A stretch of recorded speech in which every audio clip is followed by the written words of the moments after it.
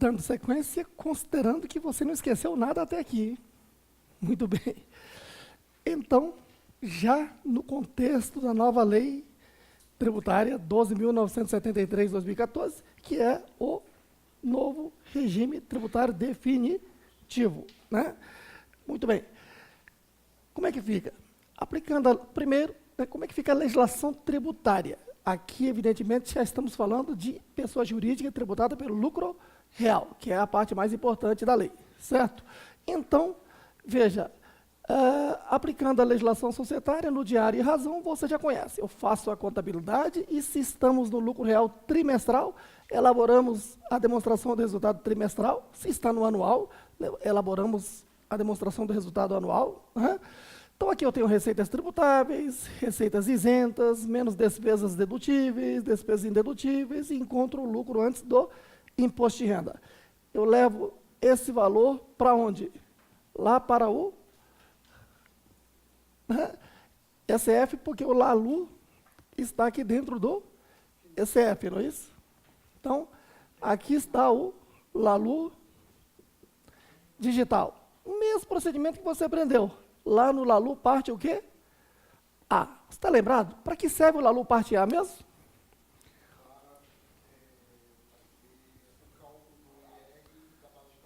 Pela regra antiga, LALU parte A servia para 4 coisas. Qual é?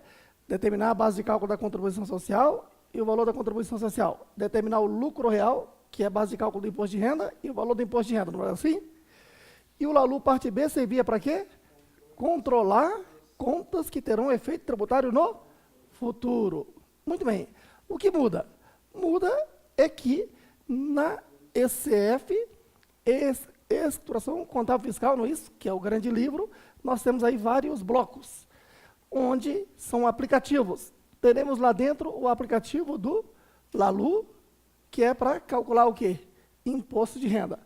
E teremos o aplicativo do LASIX, que é para calcular a contribuição social sobre o lucro. Então, simplesmente separamos o imposto de renda da contribuição social em 2 sublivros, por assim dizer, dentro da ECF, tá ok? Mas todo o raciocínio que você aprendeu, de parte A e parte B, se aplica, né, dentro da ECF, LALU para imposto de renda e LASIX para contribuição social sobre o lucro. Tá ok? Ambos terão parte A e parte B. E o raciocínio é o mesmo. Então, LALU agora é para quê? Determinar o lucro real e o valor do imposto. Certo? E LALU parte B? Controlar contas que terão efeito tributário no futuro. Certo? Existe e ainda vem forte, como você virá aqui agora. Certo? E LASIX, parte A, para quê? Determinar a base de cálculo da contribuição social e o valor da contribuição social. LASIX, parte B, para quê? Controlar contas que terão efeito tributário no futuro referente à contribuição social sobre o lucro. Entendido aí? Muito bem. Então, lembre-se, como é que eu conceituo o lucro real? Lucro real, repito, é o resultado contábil líquido, não é isso? Ajustado pelas adições, exclusões e compensações previstas na legislação tributária, no caso do imposto de renda, certo? Muito bem, o que é que eu faço de adições? Adiciono as despesas indedutíveis e excluo as receitas isentas ou não tributáveis, certo aí? Muito bem. Agora, lembre-se que eu adiciono também as receitas tributáveis não transitadas pelo resultado. Como assim? Ora, a contabilidade é pela legislação societária. Pela legislação societária, determinado evento, de repente, por exemplo, eu debito ativo e credito o PL. Mas para a lei tributária, isto é receita tributável. O que é que eu tenho que fazer? Como não apareceu na demonstração do resultado, então eu tenho que vir aqui e adicionar essa receita e oferecer a tributação. Certo aí? E exclusões de despesas dedutíveis não transitadas pelo resultado. Significa o quê? Que aqui na contabilidade, determinada conta não apareceu na DRE como despesa, mas a lei permite deduzir. Então, eu vou lá no LALU e faço o quê? A exclusão de despesa dedutível não transitada pelo resultado. Não transitada pelo resultado. Por exemplo, você já sabe que pela lei societária a depreciação é efetiva, não é assim? Então, por exemplo, na contabilidade, o veículo tem como taxa efetiva vida útil, digamos, 10 anos. Então, vou depreciar 10% ao ano aqui na contabilidade. Despesa de depreciação, depreciação acumulada, 10%. Mas a lei tributária permite depreciar veículo em 20%, concorda? Então, na contabilidade, eu deduzo 10% e vou lá no LALU e vou excluir mais 10% de despesa de depreciação que é dedutível, não transitada pelo resultado. Entendido aí o raciocínio? Muito bem. Com relação a essas adições e exclusões, bom, aí você já conhece, né? Então, aí, adições, exclusões, lucro real, faça compensação de prejuízos fiscais, lucro real, alíquota, encontra o imposto e volta. Esse contexto você já tem, né, familiaridade já há muito tempo aqui no curso. O que eu quero falar agora da novidade é essa parte aqui, ó. Essa parte aqui, né? E outras são ajustes fiscais. Então, veja, olha só, ajustes fiscais segundo a nova Lei Tributária 12.973 de 2014, certo? Preste bem atenção, porque essa é a lei que trouxe a legislação tributária de 4 tributos indefinitivos. De quais? Imposto de renda, contribuição social sobre lucro, PIS e COFINS. Então, para a contribuição social sobre lucro e imposto de renda, ele diz o seguinte, ó, existem ajustes de duas naturezas. Ajuste fiscal de natureza formal e ajuste fiscal de natureza material. Por favor, preste atenção e guarde essa informação para sempre, porque eu vou estar cobrando isso até o final do curso. Tá? Ajuste fiscal de natureza formal. Este aqui não afeta a base de cálculo da contribuição social e do imposto de renda. Então, ajuste fiscal formal não influencia as bases de cálculo de quê? Da contribuição social e do imposto de renda. Então, por exemplo, determinada conta eu estou contabilizando, né, lá na demonstração do resultado, contabilizo, apresento na demonstração do resultado. Vai aparecer lá em item 2 da DRE, deduções da receita bruta, certo? Chega a lei 12.973 e manda ajustar só aquela parte, sem afetar a base de cálculo de contribuição social e imposto de renda. Então, isso é o quê? Ajuste fiscal o quê? Formal. Certo aí? Agora, se aquele ajuste que a lei tributária está exigindo, né, afeta, além das contas lá em cima de deduções da receita bruta, e também adições e exclusões de contribuição social e imposto de renda, então eu tenho ajuste fiscal de natureza formal e material. Então veja que o ajuste fiscal pode ser só formal, pode ser só material, pode ser formal e material. Coisa que você tem que guardar, qual é? Que o formal não afeta a base de cálculo de contribuição social e imposto de renda. Então, vai afetar alguma coisa menos base de cálculo de contribuição social e imposto de renda. Certo aí? Eu fiz uma contabilidade de uma forma e vou ter que ir no livro fiscal e fazer algum ajuste este que não afetará a base de cálculo da contribuição social e imposto de renda. Isso é um ajuste fiscal o quê? Formal. Guardaram isso aí? Agora, ajuste fiscal material, este com certeza vai influenciar nas bases de cálculo de contribuição social e imposto de renda. Então, ele vai afetar o cálculo da contribuição social e do imposto de renda. Entendido aí? Muito bem. Então, quando a gente estiver estudando a Lei 12.973, claro que não dá para estudar toda a lei num curso de contabilidade, né? Por isso vai ter um curso de imposto de renda à parte, né? Porque a história é muito longa. Mas, de qualquer forma, observe, os pontos importantes a gente vai tratar. Aí, nesse ponto, você tem que estar entendendo o quê? Que, se eu começar a falar aqui, que esse é um ajuste fiscal de natureza material, você já sabe, ele vai afetar duas coisas, base de cálculo da contribuição social e do imposto de renda. Se eu falar, ó, esse é um ajuste fiscal só de natureza formal, então você já sabe, vai ser um ajuste tal que não afetará base de cálculo da contribuição social e imposto de renda. E se eu falar, esse é um ajuste fiscal tanto formal como material, então você já sabe, vai afetar itens que são outros e também itens de base de cálculo da contribuição social e imposto de renda. Geralmente, quando se diz outros itens, é lá no item 2 da DRE, tem que ajustar o quê? A dedução da receita bruta, do tipo, imagine uma sociedade anônima, ela não tem que publicar demonstrações financeiras? Muito bem. O que diz a norma CPC, CPC 26, que traz lá no item 82 a estrutura mínima da demonstração do resultado do exercício. Não é assim? Por favor, não vamos atrapalhar a aula. Então, que eu estou pedindo aqui uma concentração, você está brincando aí, você vai estar atrapalhando a aula. Tá? Então, olha só, que tira a minha concentração também. Tá certo? Por favor. Então, olha só, até me perdi aqui já, né, porque o negócio aqui é profundo, alguém está brincando de chiclete por aí, não dá. Certo?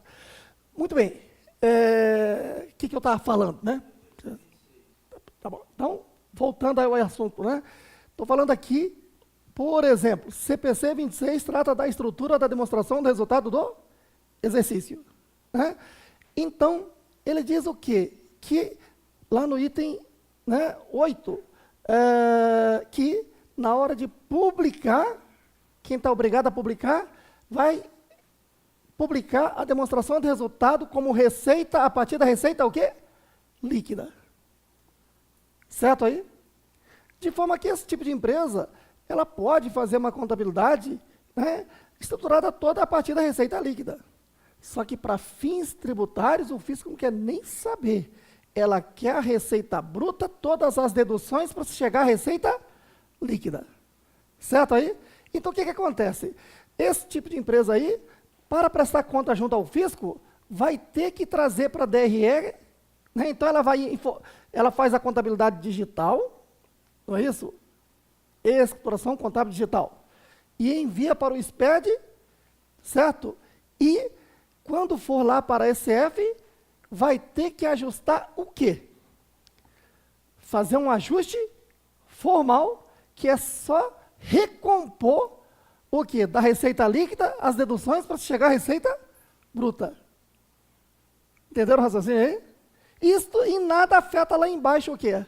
A base de cálculo da contribuição social e do imposto de renda. Então, isso é um ajuste fiscal o quê? Formal. Entendido aí? Muito bem. Agora, pois não. O fisco, por que o fisco pede? Isso aí são os malucos lá. Tá ok? Nem precisaria. Porque, bastaria o fisco exigir determinação de base de cálculo do tributo, simplesmente. Mas exigiu, está na norma, tem que ser cumprido. Então, isso é um ajuste fiscal o quê? Formal. Certamente, alguma pessoa dessa que está lá, mentalizando, criando a norma, se preocupou em quê? Olha, porque o fisco tem sempre o medo da omissão. Porque se houve a emissão da nota fiscal de 100 mil e está declarando somente 80 mil, que o CPC permite, então o fisco falou, esse negócio de deixar omitir 20 mil aí, de desconto, devolução, ICMS, eu vou perder o controle. Então, que faça isso lá na contabilidade, resolva lá para o seu CPC, mas para nós aqui eu quero um ajuste. Como esse ajuste não afeta a base de cálculo de PIS, contribuição social e imposto de renda, é um ajuste o quê? Formal. Entendido aí? Tá? Você perguntou por que o fisco exige, eu suponho que seja algo dessa natureza. Porque o fisco realmente quer, quanto mais controle para eles, importante. Entendido aí? Tá bom. Agora, ajuste fiscal de natureza material. Quer ver? Quando você faz uma venda de mercadoria com AVP, ajuste a valor presente. Lembra-se? Qual é o lançamento? Vendeu por R$1.000, tendo 200 de juro. Você vai debitar clientes 1.000. É 1.000? É. Né? Vai creditar vendas de quanto? 800. E creditar retificadora de clientes, ajuste o valor presente e juro ativo a vencer, não é assim? De 200. Tá, assim eu faço na contabilidade. Certo? E aquele juro lá, vamos supor que a venda tenha sido para receber daqui 13 meses. Esse juro eu vou ter que apropriar mensalmente para o rata tempore, não é assim? Apropriar para a receita financeira. Assim é a contabilidade de CPC. Só que, para a lei 12.973, ele diz o seguinte, que fato gerador de PIS, COFINS, imposto de renda e contribuição social, no caso de venda de mercadoria, é o aceite. Como assim? A empresa entregou a mercadoria, transferiu risco e benefício econômico. Certo aí? Então, né, a gente vai ter oportunidade de estudar isso mais detalhadamente, mas só antecipando. Né? Tem aquela questão da venda CIF e venda FOB, não é isso? A maior parte das vendas brasileiras são vendas CIF, ou seja, o vendedor assume também o quê? O transporte. Então, nesse caso, o fato gerador vai ocorrer quando o comprador assinar o canhoto de que recebeu a mercadoria, lá na entrega. Certo aí? Agora, se for venda FOB, quando é que ele está recebendo a mercadoria? Não, quando ele comprar. Né? Então, por exemplo, o Carrefour, vamos supor, uma hipótese, fez uma venda CIF para você. Tá certo? Então, o Carrefour vai colocar aquele televisor que vendeu para você, né, na transportadora, e quando chegar na sua residência, você assina o quê? O canhoto que recebeu. Nesse momento é que o Carrefour estará realizando a venda. Certo? Agora, vamos supor, então, essa é a venda CIF, não é isso? Exatamente. Então, veja que o aceite está acontecendo no momento que a mercadoria chegou no destinatário. Agora, tem aqueles casos que você compra o televisor lá no Carrefour e já leva. Certo ali? Então, né, você assumiu o risco e o controle já a partir do momento em que você retirou a mercadoria do Carrefour. Naquele momento ali, já pediu para você assinar o canhoto, já houve aceite, já houve transferência de propriedade. Todo aquele raciocínio de que venda de mercadoria, o faturador é a entrega, lembra-se? Muito bem. Então, o que acontece? Ó? Para, né, a nova legislação para PIS, COFINS, imposto de renda e contribuição social sobre o lucro, no caso de venda de mercadoria, o fato gerador é o aceite, a entrega. Tá ok? Então, veja que a empresa vendeu agora, no mês de janeiro, para receber só no mês de janeiro do ano que vem. Né? Então, debitei clientes, né, creditei vendas e creditei juros a vencer no ajuste a valor presente. Esse juro eu vou apropriando mês a mês durante 13 meses, não é assim? Essa é a contabilidade CPC. E para a legislação tributária, o que acontece? Nesse mês que nós vendemos e entregamos, já tem faturador de PIS, COFINS, imposto de renda e contribuição social sobre o lucro. Mas veja que ponto de partida para esses cálculos são dados contábeis. Lá na contabilidade eu tenho receita de venda de quanto? 800. Certo aí? E o que eu vou ter que fazer?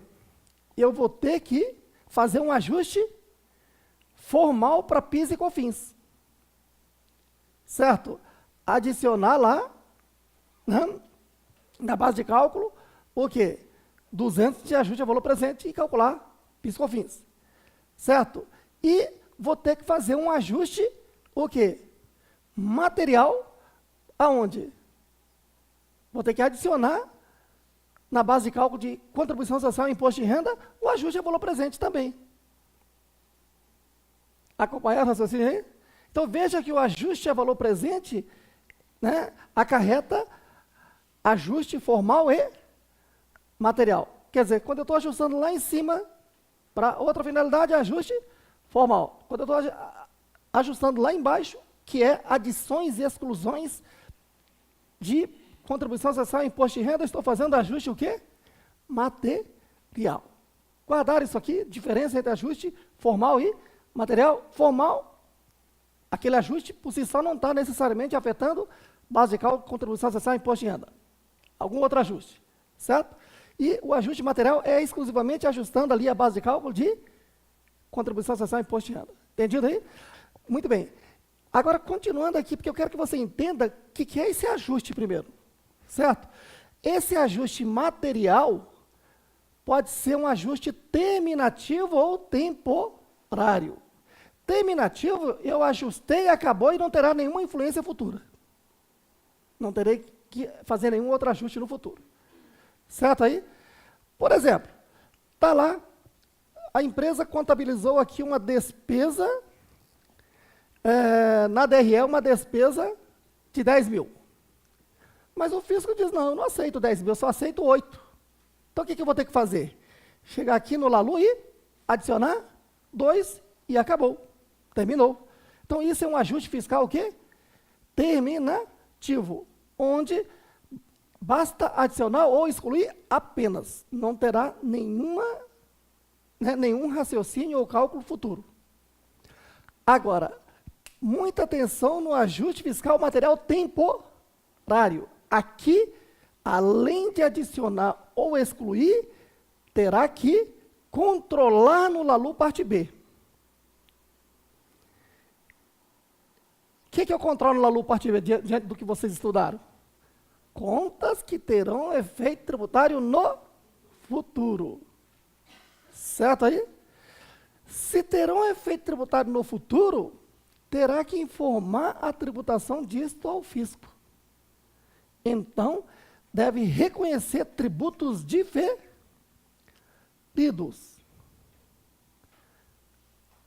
Detalhe importante, né? Isso não é nenhuma novidade. O regulamento do imposto de renda antigo já exigia isso. Meus alunos no curso de contabilidade, quando chegavam na parte de imposto de renda, já aprendiam a fazer isso. Certo? Só que o CPC 32 trata de tributos diferidos diversos. Um deles é isto que está previsto, inclusive, na lei tributária. Certo? Então, essa parte aqui é que eu quero demonstrar um exemplo para vocês, mas só vou criar um raciocínio primeiro, para você já começar a trabalhar, né, mentalmente. Quer ver? Olha só. Eu fiz a contabilidade e apresentei a demonstração do resultado trimestral. Certinho aí? Aí eu pego esse resultado, levo para onde? Para o Lalu, parte A. Faço as adições, exclusões e encontrei o lucro real negativo. Ou seja, é um prejuízo fiscal, concorda? Havendo prejuízo fiscal, não terá imposto de renda no período.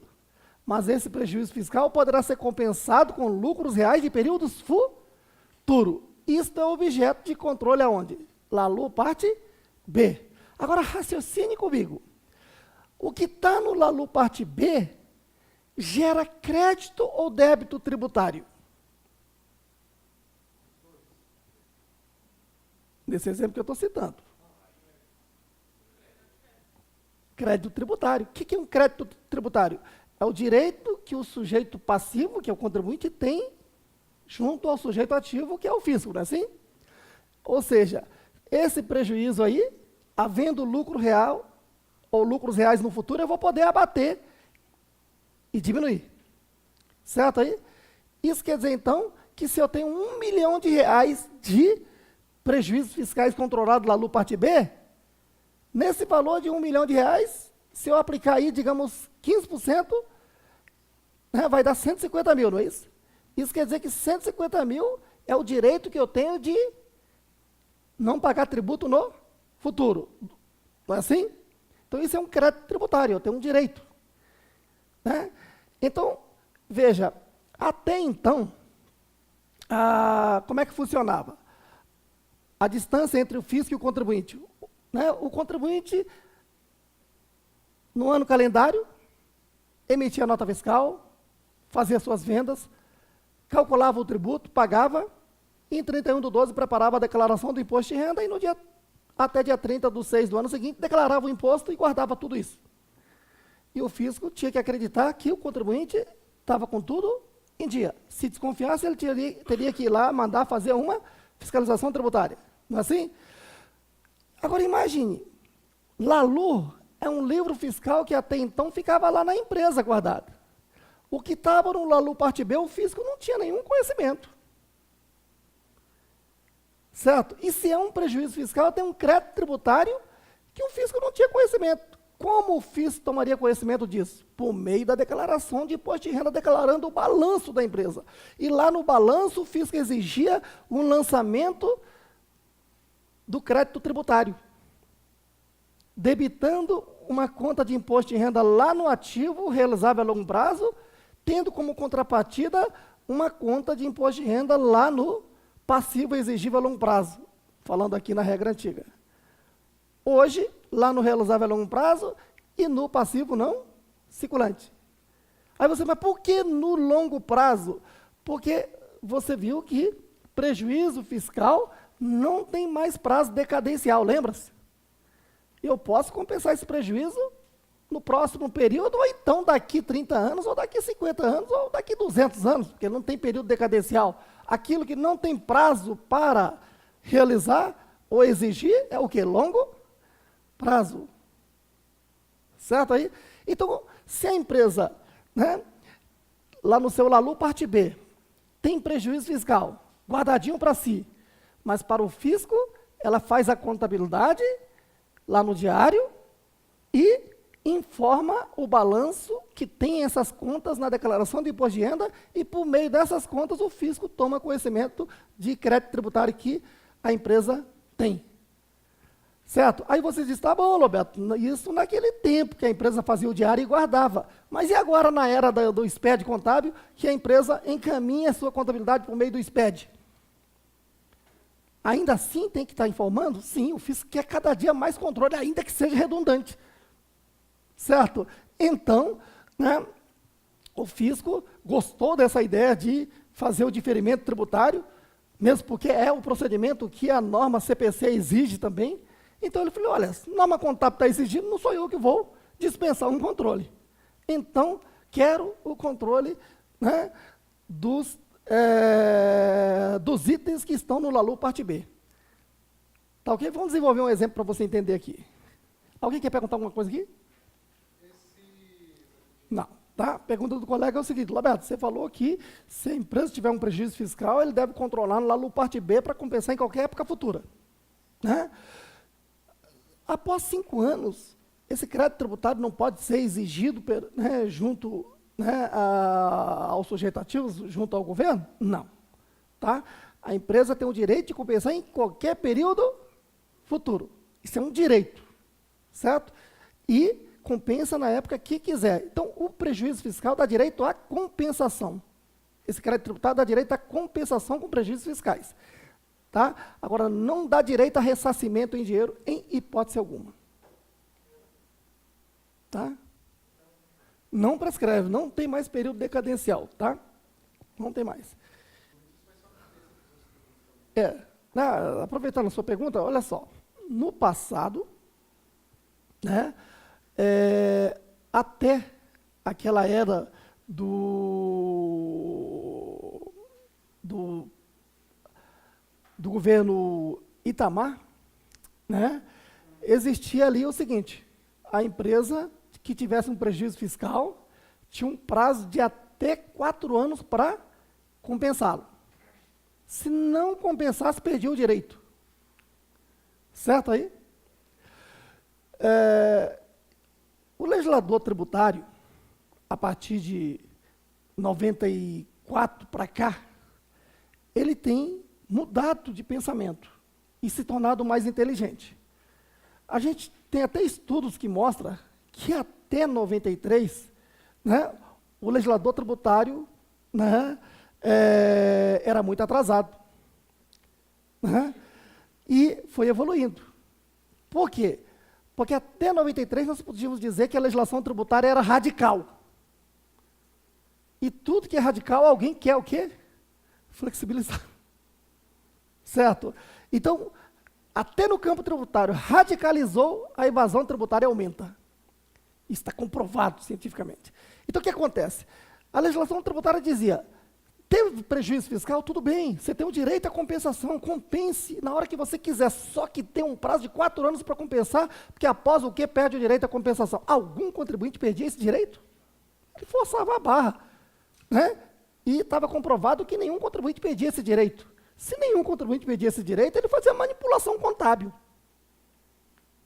E o fisco tem, né, contingente de servidores suficiente para fiscalizar todas as empresas para não permitir essa manipulação contábil? Não tem.